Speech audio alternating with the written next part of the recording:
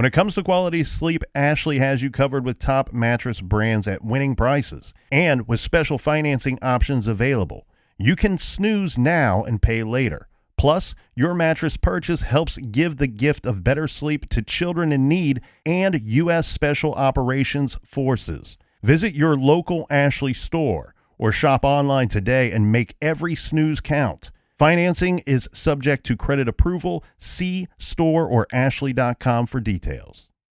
Rosetta Stone is the language learning program with a lasting impact. I've been using their app to learn French, and it's not just about memorizing words, but actually having real conversations. And it's not just French. They offer 25 languages. Right now, Rosetta Stone has an awesome holiday deal, 50% off their lifetime membership. Every language, unlimited access forever. For anyone keen on diving deep into a new language, check out rosettastone.com. It's a game changer.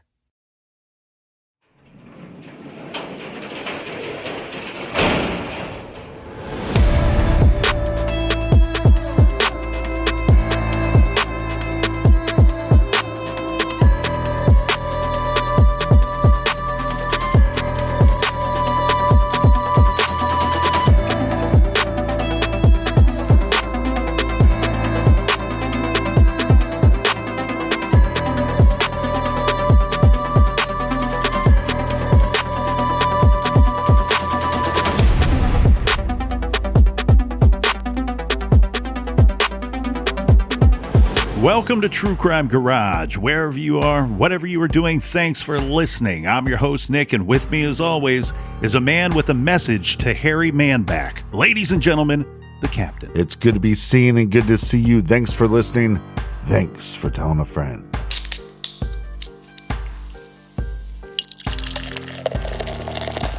I just poured another pint of Day Glow Vibes by the hardworking folks over at Mast Landing Brewing Company.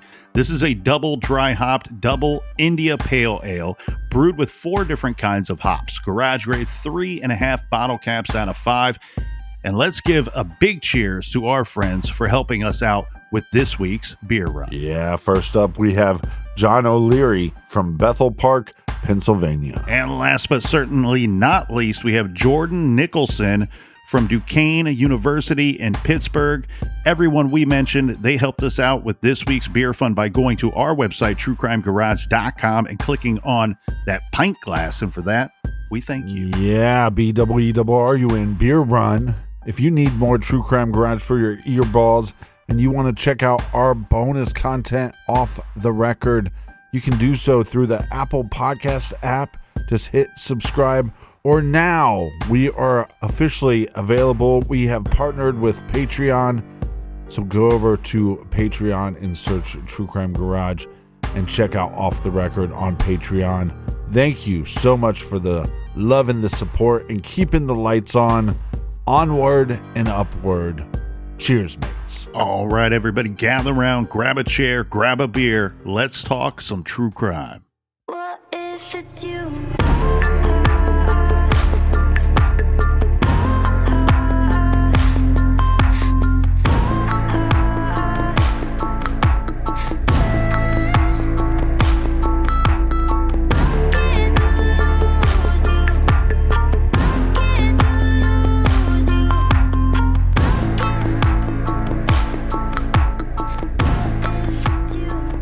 Yeah, and there's some interaction, and maybe I do need to go back and re-listen to Ciro, because there's the weird interaction when they're in court together where Adnan says something to Jay. He calls him pathetic. Yeah, I thought that was, to me, that was a little telling, right? When I'm sitting there in my armchair sleuth action, right in the armchair, right, and I'm trying to sleuth this thing out. I've already come to the conclusion, based off everything I had reviewed to that point, that it's one of 3 scenarios: Adnan, Jay, or Adnan and Jay. And that little interaction, to me, I thought was rather telling. I thought it tipped the scales a little bit for me to believe that it was Adnan. And you know, look, Jay is not, he's certainly not trustworthy. So you always have that in the back of your mind. But and in some weird way, Adnan doing it is Jay's alibi. But that little exchange right there, one I thought was a little telling. It tipped the scales toward Adnan for me. And then there was something which I can't recall at the moment to do with gloves that, that they, some statement given about gloves that I felt that it was a statement that Jay gave, and that it had stuck and it carried so much weight with me that I believe that I need to go back and review that. For me, the timeline, one spot that I thought was incredibly interesting was this anonymous phone call that comes in shortly after Hae Min Lee's body is discovered in Leakin Park. And so her body's discovered on February 9th. And of course, there's some period of time that goes by before the body is identified. But on February 12th, the Baltimore City Police Homicide Division receive an anonymous phone call suggesting that the investigators should focus on Adnan.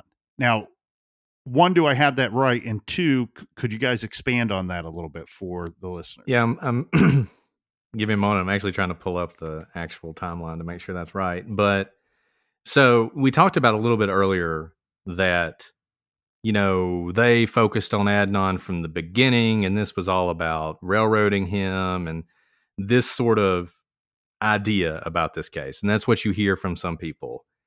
And it seems like it's actually pretty clear that they didn't really focus on Adnan until this phone call you're talking about. And there was this, and I got to tell you, it is one of those, you got to be careful with rabbit holes in this case. Because if you let yourself get sucked down into rabbit holes, you'll be lost forever. And this is one of those that I would love to know who called, right? It's February 12th is when that call comes in. The same day, by the way, that Baltimore has 15 police officers who spend the entire day canvassing Baltimore looking for that car. They're looking for that car, trying to find what they think is going to be a vehicle that's going to have a lot of evidence in it. So this phone call comes in to them on February 12th. It's a few days after Hae's body has been found. And yeah, it's an anonymous caller. The officer describes them as an Asian male in his notes. When they testify about it at trial, he actually says he meant Indian, which is interesting because I think most people, when they hear Asian, they're thinking more sort of Japanese, Chinese, something along those lines. Indian is closer to Pakistani, which is Adnan's racial background. And it makes you wonder, is this someone who knows Adnan? Is it someone from the mosque? Is it someone that he might have been friends with? A lot of people have spent a lot of time trying to figure out exactly who that is. One thing they absolutely knew was this Yasser Ali guy. They say, you need to talk to him because he's going to be able to tell you. And the police actually, I think they meet him at a Pizza Hut or something to talk through with it. And Yasser's like, yeah, it was, we talked about that. He said if he ever, killed a girlfriend, he would drive her car into a lake or something like that, which is such a strange, the whole interaction is strange. The fact of the anonymous call, the fact the anonymous caller then calls back. So he calls, says that, Adnan and Hae had sex in Leakin Park in the past, which I kind of doubt because Leakin Park, I don't think is the kind of place that you, but maybe it is. I don't know. I don't want to speak for what goes on in Leakin Park. And he says the thing about driving the car into the lake, and then he calls back and says, you should talk to Yasser Ali. And when they talk to Yasser's like, kind of had a conversation like that, but not exactly. So whoever it was kind of knew enough to be dangerous, but maybe didn't know a lot. And like I said, it's a rabbit hole you can go down, but I don't think you're going to find any answers to it. But knew enough to send police in the right direction of talking to somebody that does say, yes, we had some kind of bizarre conversation at one point in our friendship. And it sounds like it's probably well before the fact that she's eventually killed, but that he says something to the effect, if I ever killed someone or if I ever killed a girlfriend, I would dispose of the vehicle in this manner. And what's interesting about it is that is what sets him off on Adnan. So that happens, they get this weird phone call that's on the 12th. On the 15th, they're talking to this guy at the Pizza Hut, right? The next day, they pull Adnan's cell phone records. And it's when they pull his cell phone records and they start looking at the phone calls and they see a call that comes up over and over again. And it's Jen Pusateri. And then they go talk to Jen, and Jen says, I don't know anything. I don't know anything. And they're like, they leave. And in their notes, if you read the notes, they're like, spoke to Jen Pusateri. She doesn't have anything to say. And then the next day, Jen shows up with her lawyer and her mother and tells them the story that is going to become the story that we hear over and over and over again. Yeah, I've never had a conversation with a friend about killing a girlfriend. I have had several conversations about killing a co-host. No comment. The bizarreness. You know you're being recorded. The really right? bizarre part of that too, that makes you believe that conversation took place. One, yeah, we have Yasser saying that yes, that conversation happened, but let's set that aside for a second. It's the added detail of not just like, oh, we're having this bizarre conversation of killing somebody. What if? But oh, by the way, this is how I would dispose of their vehicle. You know, it's that added detail that makes it just ring true. And of course, you got to investigate this guy as soon as you learn this detail. I mean, it would be an incredible mistake not to. And it's very possible that he was just talking a big game. It's very possible. What I think is really important here is that the police didn't know Adnan's cell phone number or to pull his cell phone records before this interaction. And so we're talking about mid-February at this point. It's, this cuts against the narrative that the police, knew she was missing and immediately zeroed in on Adnan as the main suspect. By all accounts, they weren't looking at him really with any seriousness up until this point. Otherwise, they would have probably found some way to subpoena his records much earlier on. Well, and there's a lot of indicators, too, to suggest that there was not a whole lot of an investigating going on until her body's found. I think that's right. It is a concern. They're aware that she is, air quotes, missing. She may have gone to California or whatever, but there does not appear, from where I'm sitting, to a lot of evidence that suggests that there was any kind of hardcore investigation going on to find her. And then, as you guys said earlier, it's the discovery of her body, of her remains, that now 180 degrees flips this investigation, and now the importance of finding her vehicle. And I think Baltimore treated this like they treat a lot of stuff. They've got way too many murders to investigate and way too many probably actual abductions to investigate to worry about some 18-year-old girl who decided to go off, to California or something. I think they really, and I don't want to be, we talk about this so much. When police do this, when the initial call comes in and they don't take it seriously, and then 2 weeks later, 3 weeks later, 4 weeks later, you have a murder on your hands. And it's really easy to be very critical of the police and say, what in the world were you guys doing? Why didn't you look into this from the very beginning? But it seems like that's the way the Baltimore police kind of approached it. And I think you're right. Until they found her body, that's when it really starts to ramp up. And you see that. And you see that with all the searches for the cars, sending out the police, the BOLOs, requesting a helicopter, all these efforts to find that car. Because I think they realized if we find the car, we might be able to figure this out. The car is going to be the key. And when eventually they would find it, when Jay led them to it. Well, and they're hoping to find clear evidence of who put that car there. They don't believe that their victim was abducted there. They don't believe that their victim was abducted elsewhere. They believe that car is disposed of after the body disposal. And they're hoping that what they can find in that vehicle will lead them to the killer, to the same person that put the body in the park. And when they don't get that, and then there's also the complication of you're going to find evidence inside of that vehicle that will suggest that Adnan Syed was in that vehicle. But of course, we should expect to find evidence that he's been in that vehicle at some point, because he was, and on days when she wasn't killed. So yeah, they're exactly that. But what I see too, one thing that I always thought, and one thing I try to point out, and I don't know that it's always taken the way that it's supposed to, or even digested properly, is that there is a strong psychology in trying to conceal a body. And this is an investigation that really highlights that psychology of typically the more effort that is taken to conceal a body usually means the closer the closer connection between victim and perpetrator. And here and the reason why is because until there is a body found in most cases, there is not that level of investigation. And here, this clearly points all of that out, that someone took the efforts to partially bury or conceal this body to the best of their ability on that day, at that night. And it took 4 weeks to find her. And then what happens immediately once she's found? Now we have an actual investigation. Now we have a hardcore investigation. So the closer the perp is to the victim, the more invested they are in the idea of, if they never find this person, I probably don't have anything to worry about.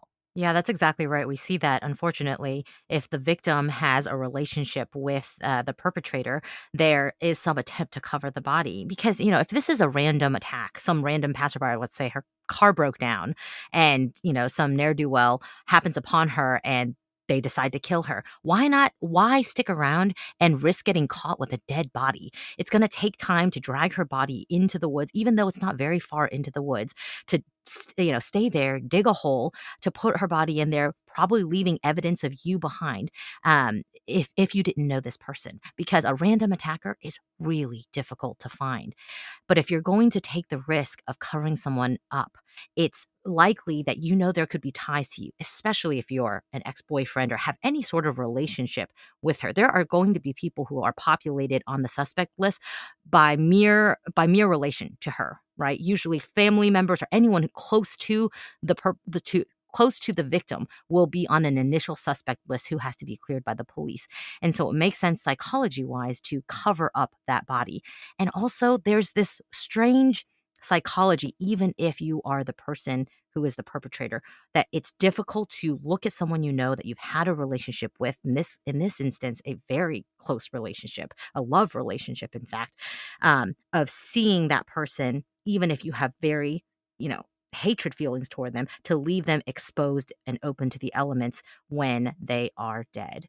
And so that's a great point to raise here, that if it were a random attacker, it would not fit the typical stereotype of the attacker taking their chances and just running, as opposed to sticking around and maybe getting caught with the body or caught with more evidence. What was some of the evidence that was found at the body recovery site? We basically skipped over it because there's so little. There's either so little or so much, depending on how you look at it.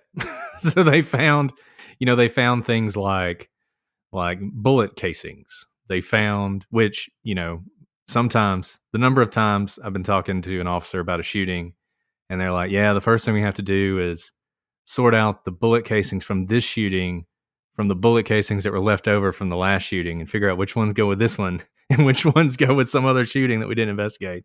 So there are things like that. There were things like discarded whiskey bottles. I mean, one advantage to taking someone to a place like Leakin Park is the potential evidence of who it was isn't necessarily going to stand out from the evidence that's just there, because it's the kind of place that all kinds of people hang out and do various things. And I think you see that when you go through sort of the evidence list, not a lot of it ended up being all that significant. You also have to remember that she was there for about a month. So when you read Jay's statement, he talks about, for instance, Adnan throwing up, that he's throwing up, around sort of the burial of the body. And we had some people ask, well, did they find that? Did they test that? It's like, it was a month later. It's not going to be left. So the thing about the case that I think trips a lot of people up, there's not a lot of physical evidence. As you pointed out, the fingerprints, they're interesting. There's some interesting fingerprints in this case, but it's easy to say Adnan was in her car a lot. And I'll give you a couple examples. There is a map book the map book, according to people who knew Hae, stayed in her driver's side pocket. That's not where the police found it. They found it in the back seat. They found it open. It had Adnan's fingerprints on it, and there was a page torn out of it, which was a page that included the map of Leakin Park. Sitting on that map book was a rose wrapped in floral paper. On that floral paper were Adnan's fingerprints. So those are some fingerprints that are interesting, but and they were striking to me, and it really stood out to me, and it painted a picture for me of what I think happened on that day. But it's also not unusual that his fingerprints would be in the car, since he had been in the car many times before. Well, I'm trying to behave myself as much as I can here in the garage today. Nick should give me an actual cookie for that. But, okay, so there's all this evidence that you say points to Adnan's guilt. Then why would the prosecution, the state, not the defense team, the prosecutors, why would they release this killer, quote unquote? Why would they release this killer and give him back his freedom? Well, it's a tangled web.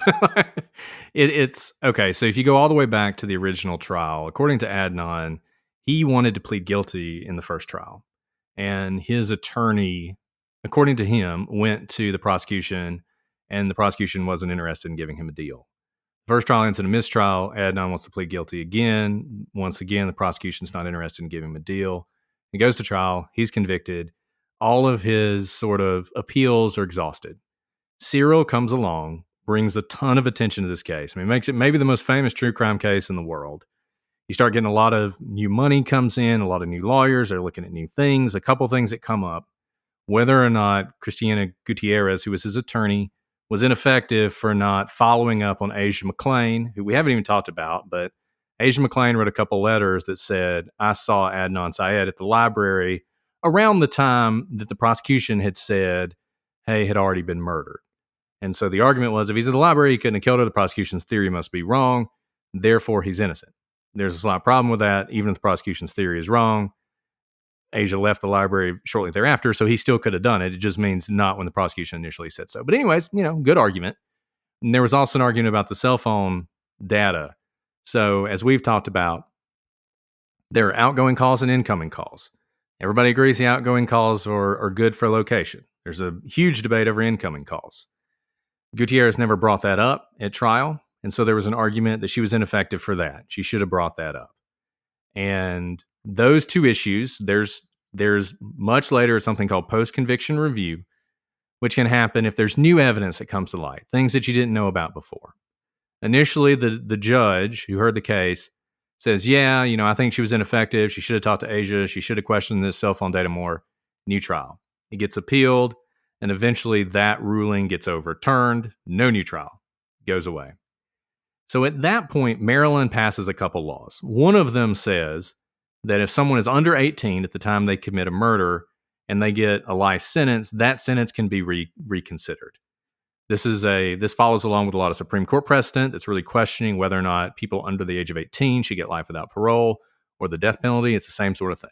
So Maryland passes a law, and they create like a unit to look at that.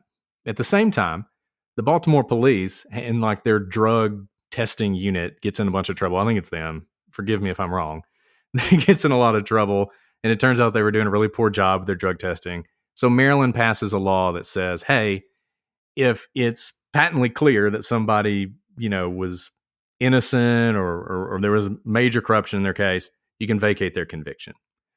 So they start looking at Adnan's case as an example of this under 18 thing. Like, are we gonna give him sort of an opportunity to be let out of prison because he was under 18? At the time, a woman named Marilyn Mosby is the state attorney for Baltimore. She is also at the time under indictment for some accused, obviously innocent until proven guilty, accused of some sort of fraud involving COVID relief funds. I don't even really understand it all. She loses her reelection, and she is getting ready to go to trial. And around that same time, the person who's looking at the case for whether or not he should be released because he was under 18 starts advocating for vacating the conviction altogether. At some point, they decide to do that.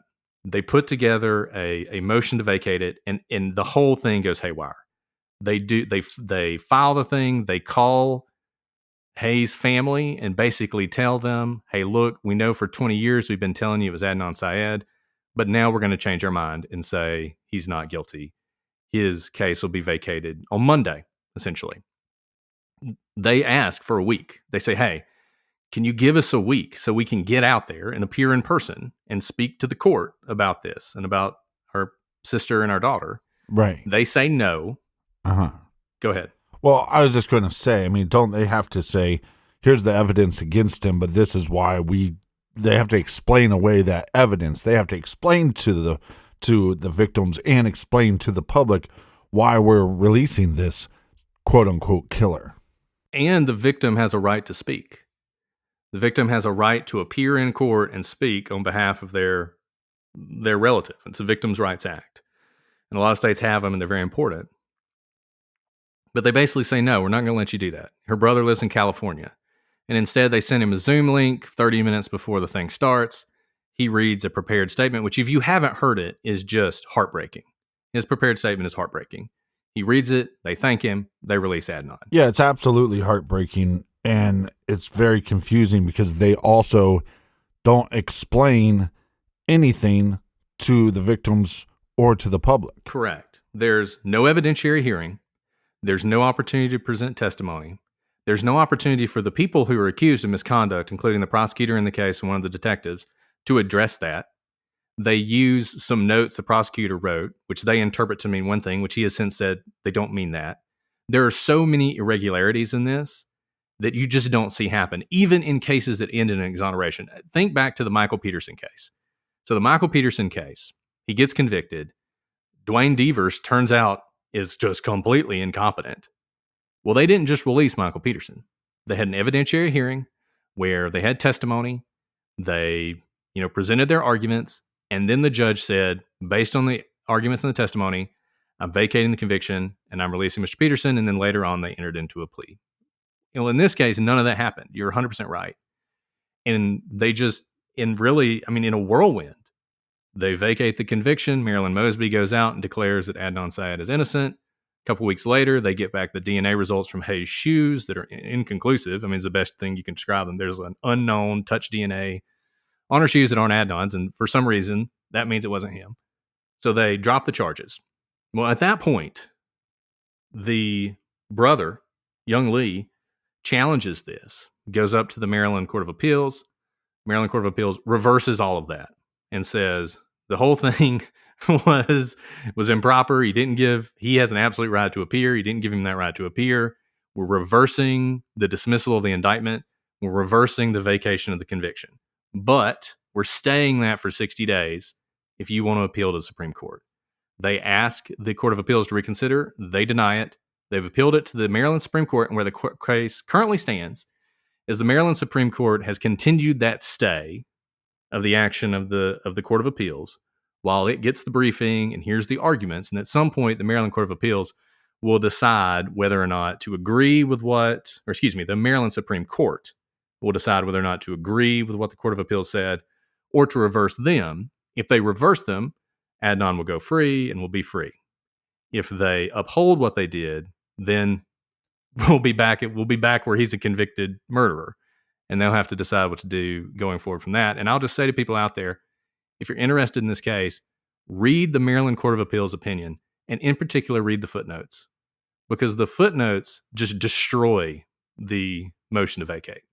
The actual opinion is all about victims' rights and how that was violated. But then in the footnotes, that's where the action is. So read the footnotes and you'll see all the problems, some of which you've laid out, with why this was improper.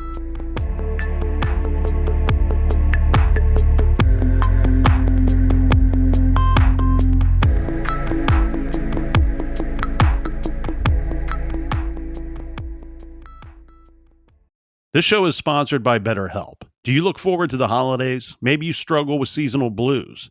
This time of year can be a lot, and it's natural to feel some sadness or even anxiety about it. But adding something new and positive to your life can counteract some of those feelings. Therapy can be a bright spot, something to look forward to make you feel grounded, and to give you the tools to manage everything going on. If you're thinking of starting therapy, give BetterHelp a try. It's entirely online, designed to be convenient, flexible, and suited to your schedule. Just fill out a brief questionnaire to get matched with a licensed therapist and switch therapists at any time for no additional charge. Find your bright spot this season with BetterHelp. Visit betterhelp.com/garage today to get 10% off your first month. That's BetterHelp, HELP.com/garage. Dreaming of overseas adventures or connecting more deeply with family from afar? Rosetta Stone bridges the language gap. I've tried others, but Rosetta Stone's immersive lessons and voice feedback technology are game changers. Dive into 25 languages by learning intuitively, just like when you were a kid. And here's the holiday sparkle. Grab a lifetime membership now and save 50%. Gift yourself the world. Head to rosettastone.com now and save 50%. Hey parents, Greenlight is here to take one big thing off your to-do list, teaching your kids about money. With a Greenlight debit card and money app of their own, kids and teens learn to earn, save, and invest. You can send money instantly, set flexible controls, and get real-time notifications of your kids' money activity. Set up chores and put allowance on autopilot to reward them for their hard work. Then learn about the world of money together. Get 1 month free when you sign up at greenlight.com/podcast. You can start your day off right when you find a professional on Angie to get your plumbing right first. Connect with skilled professionals to get all your home projects done well. Visit Angie.com. You can do this when you Angie that.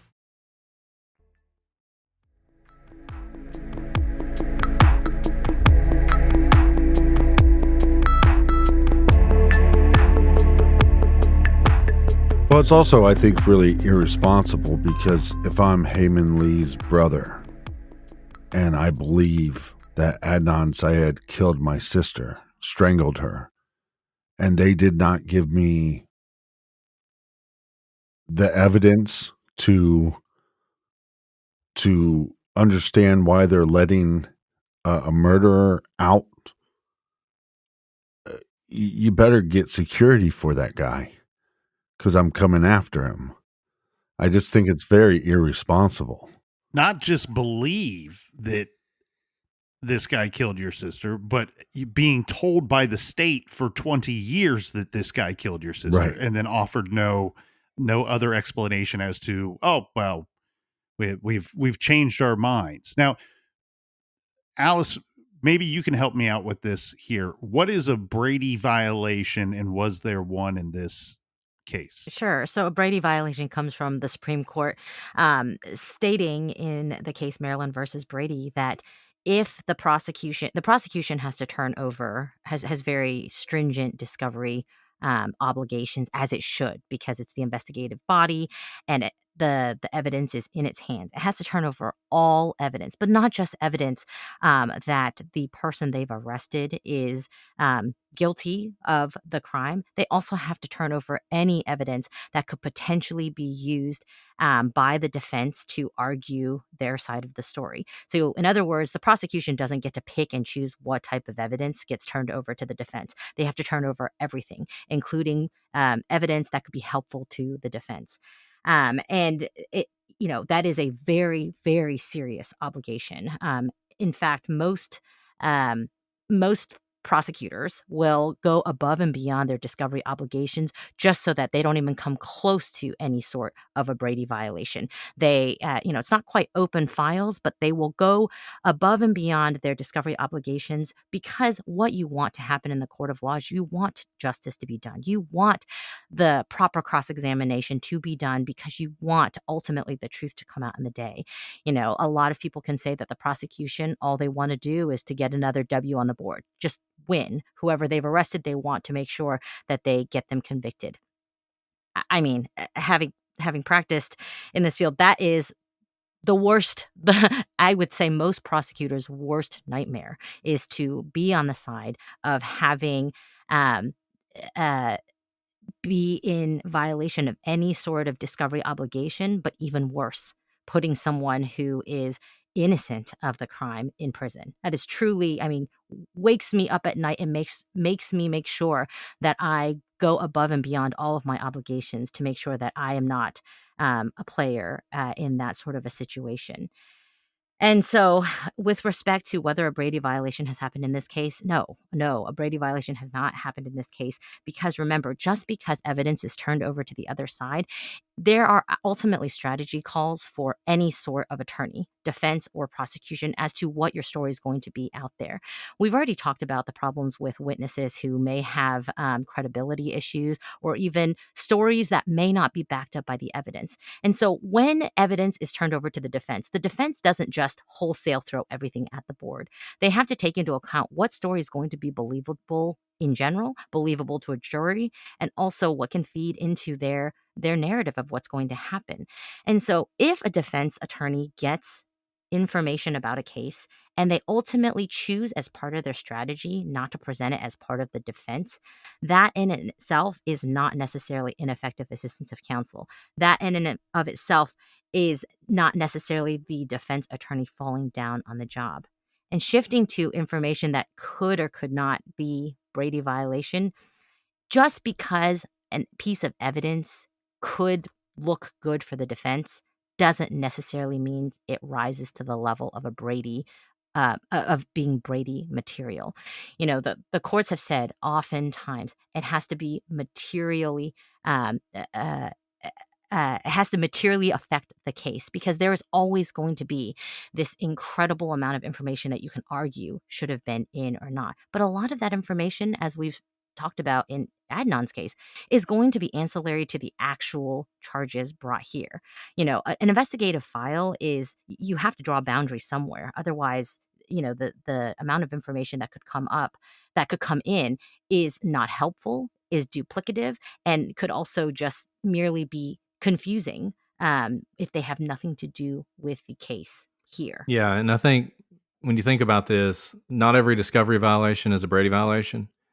And I think that's what confuses people. I think there's this notion that the prosecution has to give the defense everything. Well, that's not true. You don't actually have to give the defense everything. But even if you didn't give them something you should have, that doesn't mean it's a Brady violation. You also have to prove that had you given it to them, it would have had an effect, and usually a pretty big one, on the case. And a lot of times, if the evidence is overwhelming anyway, it won't even matter. And I think people miss all those little nuances. And to me, it was wild that the prosecution, or the state in this case, included possible Brady violations as a reason to vacate this conviction. And the Attorney General of Maryland even came out and said, none of this is a Brady violation. And it wasn't. And honestly, and this goes back, we talked about this we have another podcast called Legal Briefs where we talked about this. This should have been argued in a court of law. There should have been argument about this with two sides debating it and putting on evidence and putting people on the stand and making them answer for the things they'd done. And that should have been done not only for Hae and not only for Adnan, but because the justice system is about the public too. And it's about ensuring that the public has faith that whatever you're doing is the right thing. And they did this essentially in the dead of the night, behind closed doors, without any presentation of evidence. And it bothered us then. And when we looked into the case and we realized how strong the case was, it bothered us even more. But this is not a case where he might be guilty, but his constitutional rights were violated so egregiously he should be out. That did not happen in this case. Well, one thing that I learned is that there's the two trials, the first trial and the second trial, and that at both trials that Adnan wanted to plead guilty. To me, that seems like somebody wanting to either just make a deal to save themselves or possibly wanting to confess. Because some people do feel guilty, and if he did love her and he did kill her, he might feel bad about that and want to show remorse for it. Do you have a thought process on if he is guilty, on why he never has confessed to the crimes? Well, at this point, I don't think he can. I mean, like you said, I don't live in Adnan's head, but at this point, I mean, just imagine you were in his circumstances, where the entire world is divided over whether or not you're innocent or guilty. You have people who've invested everything in proving your innocence. And I don't think this is the only case you see this in.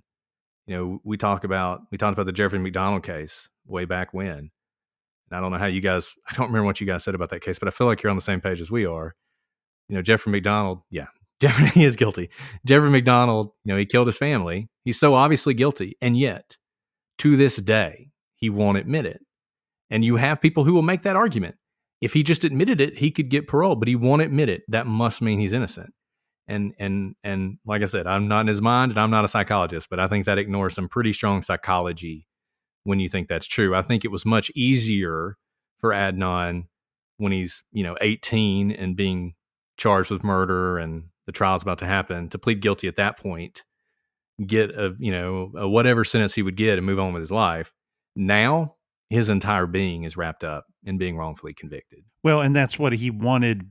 That's what he would have wanted 20 years ago, right? For a room divided, which he didn't get. And I mean, that's what a defense attorney wants to get too, a room divided, because then they're not convicting your guy. And now he has a room divided. And I'm the one that brought up psychology, so I kind of circle back around to that too. I think there's some weird psychology about the whole serial presentation as well.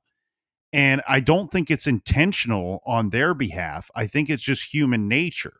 So, they're journalists, they're telling a story, but right out the gate, just like they would in a sit-down meeting with their editor or with their boss, right out the gate in serial, they're saying, why are we doing this story? Why are we covering this story? Well, we're covering it because there's someone who tells us that their loved one has been wrongfully convicted or didn't get a fair trial, and he's been in prison all these years for a murder that he didn't commit. That's why we are doing this story. And so I think it's human nature when you're tuning in right out the gate, that seed has been planted in your brain.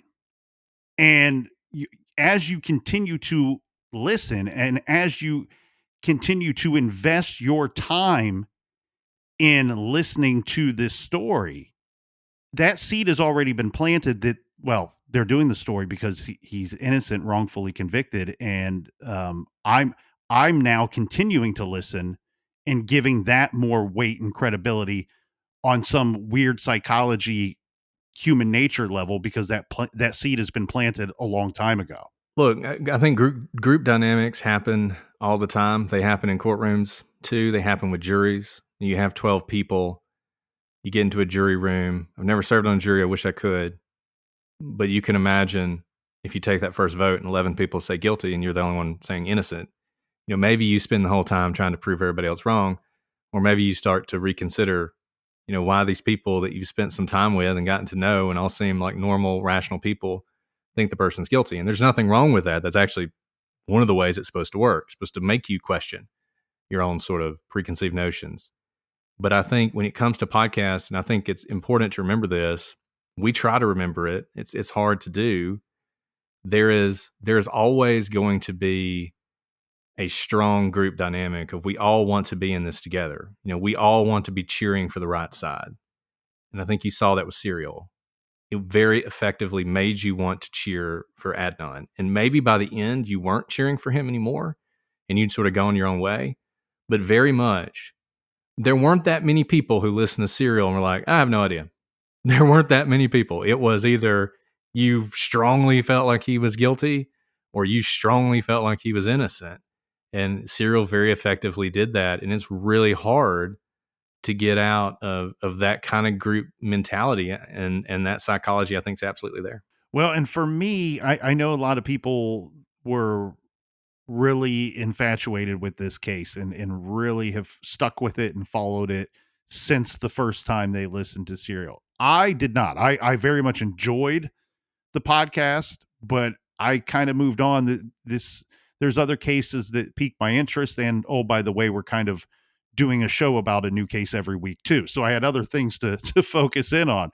But your guys' podcast, for me, brought to light some things and brought up some new things for me that I was unaware of that are central to this case. And one was the anonymous phone call. That was something I don't recall ever having any knowledge of. The other thing, and I can't let you go until we talk about this a little bit and bring everybody up to speed as much as right? Because it sounds like this is a bit of a shadowy figure here, but who is Bilal Ahmed or Bilal Ahmed. I think I'm trying to say that as best I can. I'll let Alice take this one. That's a good question. You know what? I didn't know this is where you were going, Nick. Of all the things in this case that you could have asked about, I'm not going to say I knew what you were going to ask here. So Bilal is this interesting, like you said, shadowy figure that kind of is part of this case, but not much is really discussed about him, and not really that much is known about him. Basically, we know that we know more about him now than we did at the time that all of this was happening with Hae Min Lee's investigation. But Bilal is someone that was like an older figure within the mosque who knew Adnan.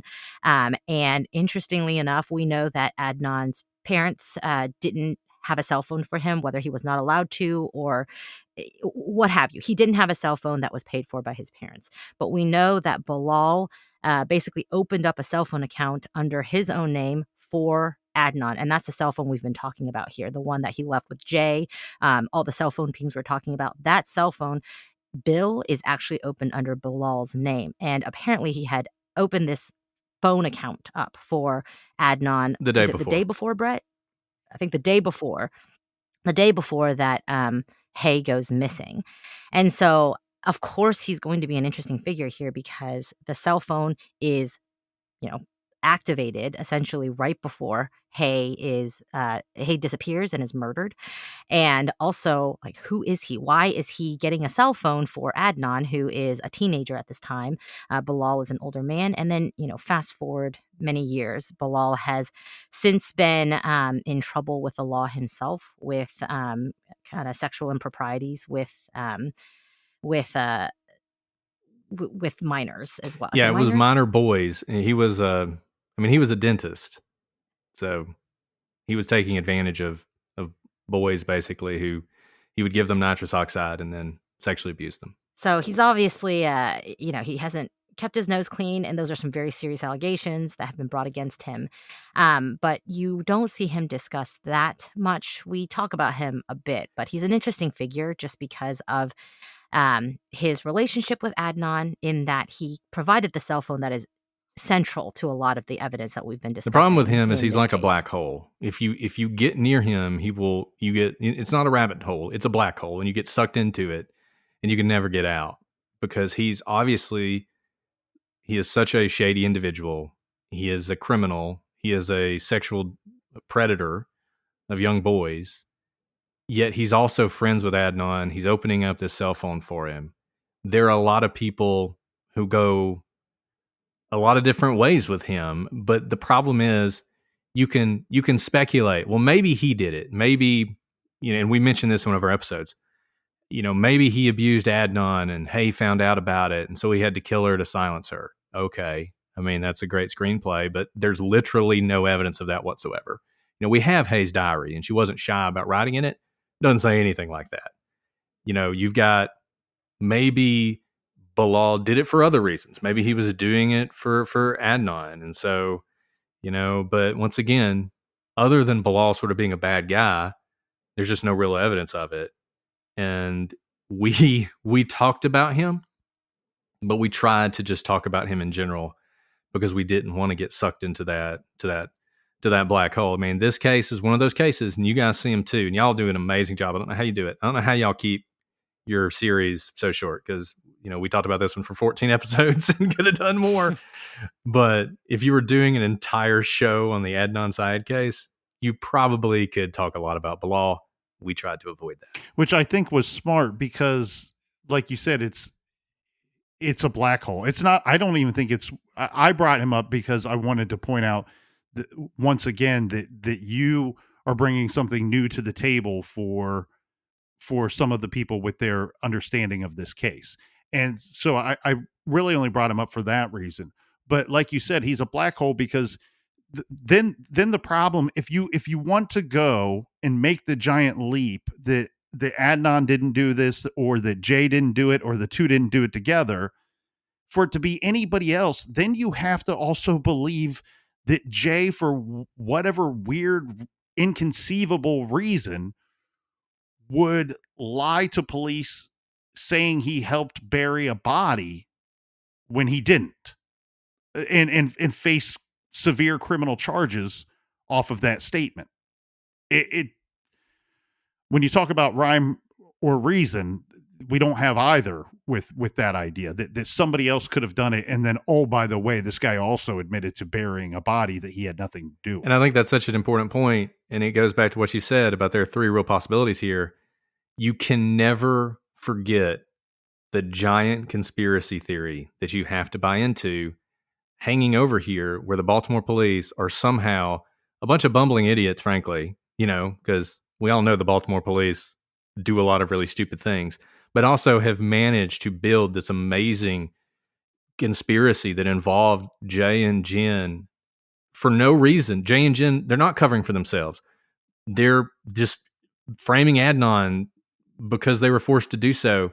And that's why whenever Bilal, you might be like, man, I don't know, Bilal seems good. Or Alonzo Sellers, that guy, he could have done something like this. Or, Don's the current boyfriend. Maybe it was him.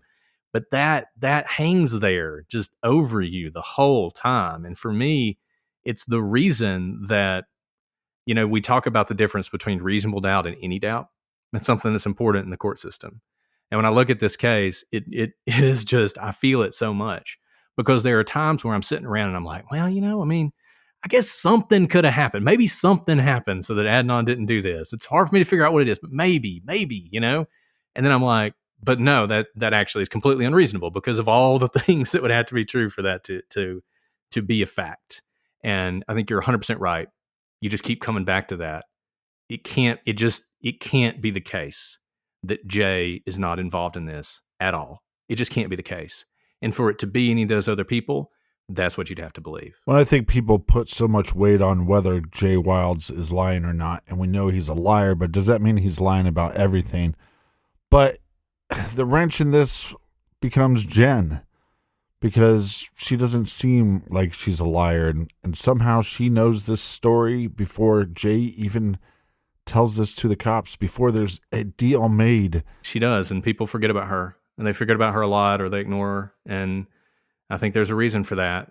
If you go back and you read her statement that she gave before Jay gets picked up, it is, to me, one of the most believable statements that you can read. It just reads like it's true.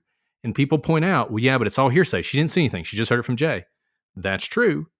But that means Jay told her the story first, before the police got to him, before the police could have fed him any information. She's walking into a police station with her lawyer and her mother, sitting down and telling the basic story. In fact, telling them some details that Jay doesn't even offer in his first statement. Like the fact that it happened at the Best Buy. Jay told Jen that. Jay in his first story doesn't tell the police that, which I've always thought was interesting. If the police were feeding this story to them, why isn't that consistent? That's a pretty important detail, but it's not. And yeah, Jen is just a glaring red flag if you want to try and get around Jay. This case is pretty emotional for me. I was in school at the same time as these characters in this. It's almost like a tragic opera, but I feel like we always forget about Hae Min Lee and how special of an individual she was, and how she's the real victim in this, and she's always going to be the real victim in this tragic play. And maybe the prosecution will come out and tell us why they let him free and how that makes sense in all of this, and what evidence they found and what suspects, and maybe they can actually make an arrest and bring some justice to Hae Min Lee. But what do you guys think is next in this saga? So I think, as we often talk about on the show, the farther you get from the trial court, the less the facts of the case matter. When you're moving up the appeals court, the more and more the court is concerned about the precedent that it's setting. And I think, and this is my opinion, I think the vacation of Adnan's conviction was a fraud on the court. I think it is an absolute injustice. I think it was done improperly, whether he's innocent or not. And I think it was a violation of everything we hold dear in the justice system. And it should be overturned. Even if they go back to court and they do it right this time, and they do it in the open, and they have the evidence presented and they reach the exact same conclusion, I think that's what should happen. The Court of Appeals, what's weird about this case is because the state did what it did, the person to attack the conviction is kind of missing, or the vacation is kind of missing. Ordinarily, it'd be the state. They'd file an appeal. Everything would be very normal in ordinary course.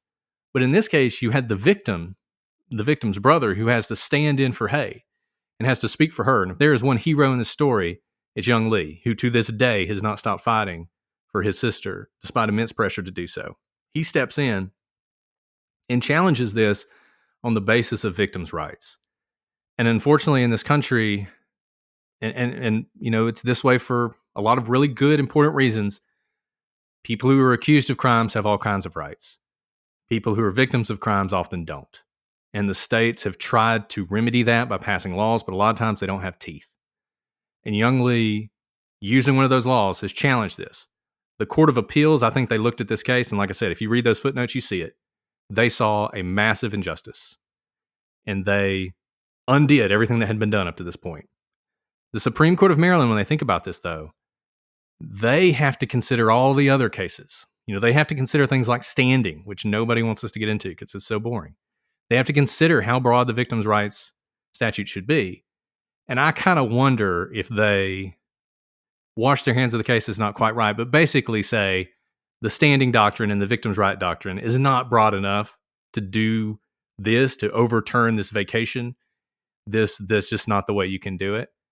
And I kind of feel like that's the way they're going to go, because I think they're going to be thinking about the law sort of writ large and not the individual case. So at the end of the day, I think it's likely that his conviction, which has been reinstated, but that reinstatement has been put on hold, that the Court of Appeals opinion ends up not going into effect and he'll be a free man. Yeah, it's again, it's all sad because we tend to forget about Hae Min Lee, and if Adnan is truly innocent, then you are out now, and you have power to bring pressure onto the prosecution to find the real killer if you are not the killer.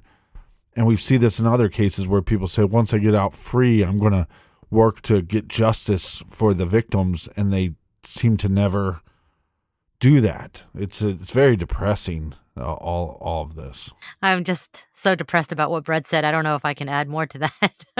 I think what's important that Bret said right there is this should have gone about the proper way, and it absolutely was not done the proper way. Even if they went back to the district court and moved for vacation through an evidentiary hearing, and it came out the exact same way, I would be okay with that because the proper procedures were followed. And we care about procedures because this is not the only criminal case, right? If this is a wrongful conviction, this hopefully, there are not many wrongful convictions, but we want to make avenues for the overturning of wrongful convictions, and procedure matters because that is the route in which we can seek justice in the court systems, no matter your facts and no matter who you are. And what has happened in Adnan's case, I think, threatens that because it makes the judiciary system completely laughable to others who are looking at the judiciary, especially if they aren't not on the inside and don't know how the judiciary system works. I am afraid that Bret's premonition of what's going to happen at the Maryland Supreme Court will come to fruition, but I hope it is not true. So, we will keep our eyes open for what happens next, but we absolutely do know that what happened in the first instance in terms of his vacation at the district court did not follow the proper procedures. I want to applaud you guys for having an intelligent conversation about this case. We might not agree on every little detail, but it's important that we hear all sides, and it's important for Hae Min Lee, again, the true victim in all this. And so one of the things I really loved about your guys' coverage is you said, hey, don't take our word for all this. There's other sources that you should check out. Can you just tell the audience some of those sources that you believe they should go check out if they're interested in diving more into the case of Hae Min Lee? Well, I just want to say, I listened to Serial again, and Nick, you're 100% right. When you listen to it, it takes you back to a place in time. When you hear that music, the Serial theme song, you're right back in 2013, 2014, whenever exactly that was that it came out. I think it's worth it to listen to Serial. Look, a lot has changed in Serial. A lot has come out since Serial. But Serial, it was good. I mean, it was really good. And it was really entertaining. And in some ways, a lot of you out there who listen to true crime a lot now, if you listen to Serial, you'll also see a lot of the flaws. And you'll see the little tricks. And you'll see the places where things are sort of obfuscated to keep the mystery going. But I do think you should listen to Serial. And then two of the big programs that I think have done the most for laying out the case for Adnan's innocence, the one that's indispensable is Undisclosed. Undisclosed, which is 3 lawyers, including Rabia Chaudhry. That is sort of the gold standard for if you want to hear the arguments for how Adnan Syed is innocent. You should listen to that. The other one, Bob Ruff, who always puts on a good show, Truth and Justice, his very first season was called The Serial Dynasty, and it was happening basically parallel with Undisclosed. So you hear a lot of he's talking about Undisclosed a lot. He's talking to some of the people in Undisclosed. And so it's interesting to hear sort of both their perspectives on the episodes as they come out. Those are great to listen to. But I think if you are really fascinated about this and if you spend a lot of time with this case, the case file is big, but it's not as big as some. And it's out there and you can read it. We've put a lot of it on our website. There are a lot of websites that have the information on there. Read the trial transcript. Read the interview transcripts with Jen and with Jay. Read through it for yourself. You guys, you're all qualified to be jurors. You're all smart enough to decide whether or not somebody's guilty or innocent based on the evidence. The evidence is there. Go look at it for yourself. Don't let anybody tell you what to think.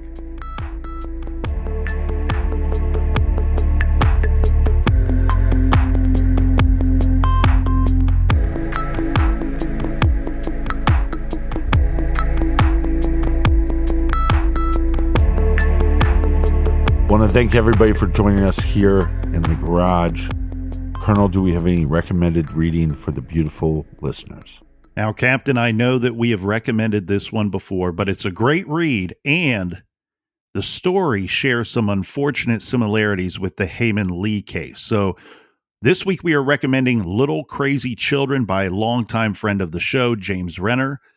In this true crime story, a young high school couple, the girl in this case is Lisa Pruitt. She's just 16 when she is stabbed to death in the affluent neighborhood of Shaker Heights. Lisa had snuck out to go over to her boyfriend's house. She is found outside by police after calls alerting the police to screams heard in the neighborhood. Now, did her boyfriend kill her, or did someone intercept her late that night? You'll want to check out Little Crazy Children, a true crime tragedy by James Renner. You can find that great title and many more recommendations on our recommended page, truecrimegarage.com. And until next week, be good, be kind, and don't litter.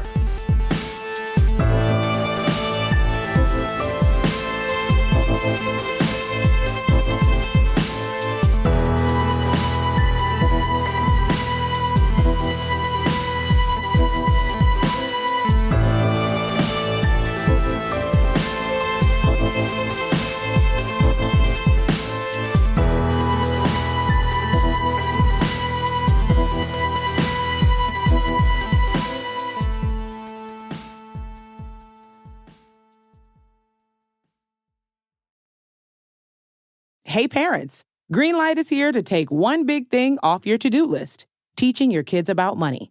With a Greenlight debit card and money app of their own, kids and teens learn to earn, save, and invest.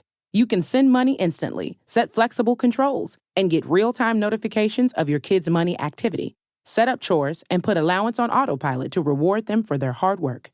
Then learn about the world of money together. Get 1 month free when you sign up at greenlight.com/podcast.